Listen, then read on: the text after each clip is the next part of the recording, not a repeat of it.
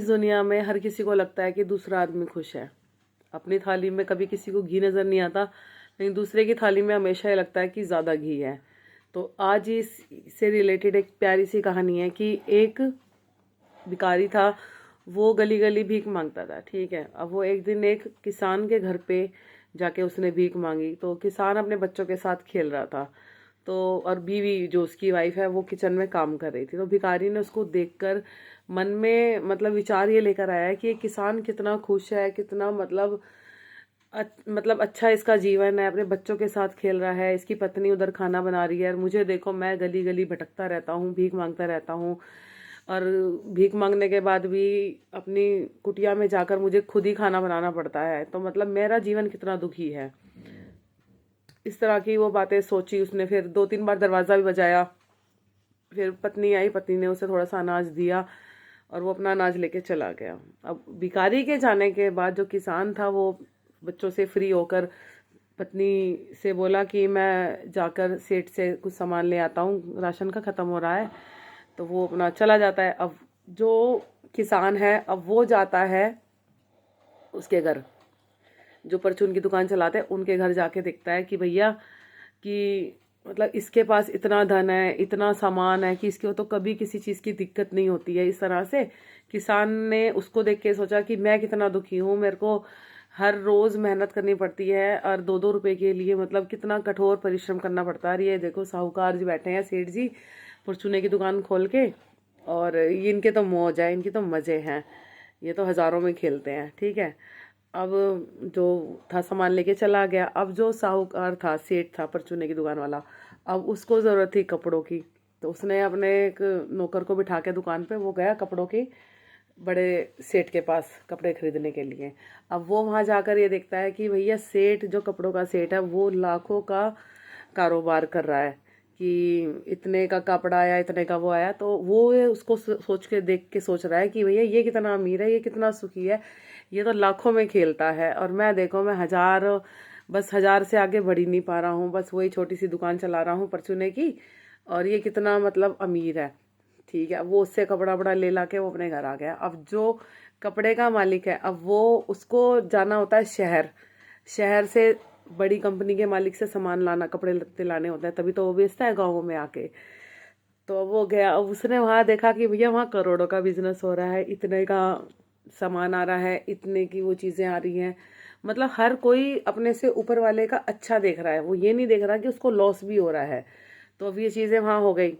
तो अब वो गया वहाँ से कंपनी में कपड़ों का ऑर्डर देने के लिए। तो देख रहा है कि एक नौकर आ रहा है, वो बता रहा है मालिक आज लाख रुपए का सामान गया है, आज 1 करोड़ का सामान गया है, हमें इतने का फ़ायदा हुआ है। तो वो उसको देख के रियलाइज़ करा कि भैया ये कितना सुखी है, ये कितना धनवान है, इसके पास तो सब कुछ है, तो करोड़ों में खेल रहा है। अब वो चला गया वहाँ से। अब जो बड़ी कंपनी का मालिक था, अब वो अपने से ऊपर वाले के वहाँ गया कि मतलब नेता के यहाँ पर गया। अब उसने ये देखा कि भाई नेता के वहाँ पे तो अलग ही जलवा है कि हर कोई उसके आगे झुक रहा है, हर कोई उसके आगे धोखा खा रहा है। हद से ज़्यादा मतलब पार्टी रखी हुई है, बड़े बड़े अधिकारी आए हुए हैं, वो उसके सामने नतमस्तक कर रहा है। तो अब वो जो बड़ी कंपनी का बड़ा मालिक था, वो नेताओं को, उस बड़े अधिकारी को देखकर ये सोच रहा है कि भैया ये है असली सुखी, ये इनके पास है सब कुछ, जो मतलब इनके आगे हर कोई आदमी आगे झुक रहा है, मतलब हद से ज़्यादा। वो उसको ये रियलाइज़ हो गया, यही सुखी है, यही है असली सुख, ही इन्हीं के पास है। हम तो ऐसे ही हो रहे हैं, क्योंकि नुकसान भी होता है, फ़ायदा भी होता है। ठीक है, अब ये चीज़ें हो गई। अब रात को गया, अधिकारी से मिलने को भी मौका नहीं मिल रहा था। जो नेता है, अब नेता अपने से बड़े उच्च अधिकारी के पास मिलने के लिए गया, जिसकी देख रेख में सारे काम होते हैं। अब नेता ये सोच रहा है भैया ये इतना बड़ा अधिकारी है, इसके आगे तो मेरे जैसे 36 नेता झुक रहे हैं, तो सबसे बड़ा सुखी तो यही हुआ। अब ये चीज़ उसने, बड़े अधिकारी ने पार्टी वार्टी रखी थी, सब चीज़ें ऑर्गेनाइज करी थी, तो पार्टी वार्टी सब खत्म हो गई, नेता वेता सब अपने घर चले गए।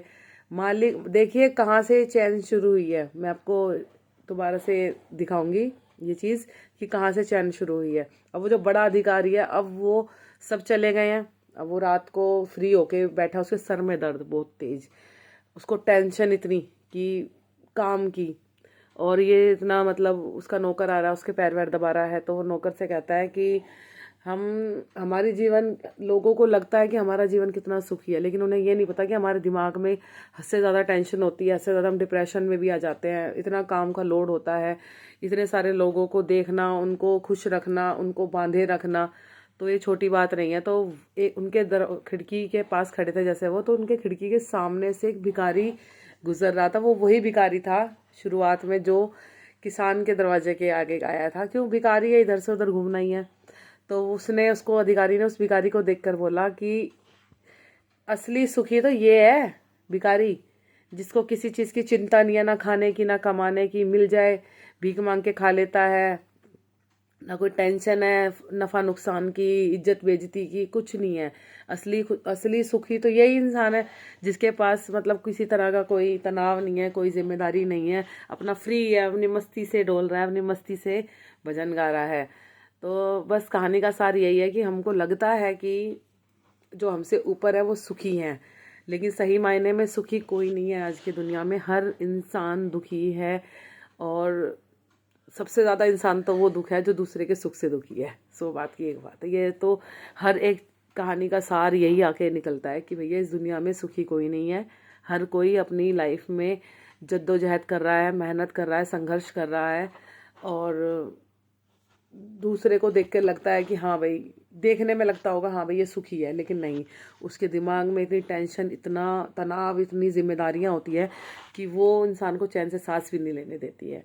थैंक यू सो मच की watching my thoughts and my videos, and जय श्री राम।